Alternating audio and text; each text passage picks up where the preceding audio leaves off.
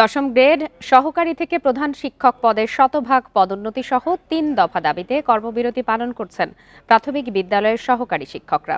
তবে বার্ষিক পরীক্ষা চলছে। রাজশাহীতে সকাল থেকে বিভিন্ন প্রাথমিক বিদ্যালয়ে ক্লাস পরীক্ষা নিয়েছেন দপ্তরিকে দায়িত্বে থাকা ব্যক্তিরা। শিক্ষকরা বলছেন, তাদের ৩ দফা দাবি পূরণ না হওয়া পর্যন্ত তারা ক্লাসে ফিরবেন না। বরিশালে দ্বিতীয় দিনেও কমপ্লিট শাটডাউন কর্মসূচি পালন করছেন সরকারি প্রাথমিক বিদ্যালয়ের সহকারী শিক্ষকরা। তবে প্রধান শিক্ষক ও অভিভাবকদের সহায়তা নেওয়া হয় বার্ষিক পরীক্ষা। অভিভাবকরা জানান, শিক্ষকরা পরীক্ষার কক্ষে আসছেন না, প্রধান শিক্ষক ও অভিভাবকরাই পরীক্ষা দিচ্ছে।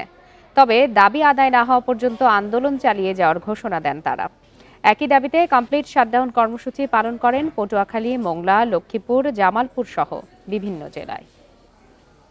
বাচ্চাদের তো শিক্ষার সমস্যা হইতে আছে, যেমন আমরা গার্ডিয়ান ওই অভিভাবকের মাধ্যমে পরীক্ষাটা নেওয়া হচ্ছে, ওইভাবে তাদের মতো তো আমরা অত এক্সপার্ট না, তারা ওই কর্মক্ষেত্র করে আসছে, আর আমরা তো এটা করি না, অভ্যস্ত না, যার জন্য বাচ্চাদের সমস্যা তো অবশ্যই আছে। পরীক্ষা আমরাই নিচ্ছি, দপ্তরিরা আর হেডমাস্টার সহযোগিতা করছে।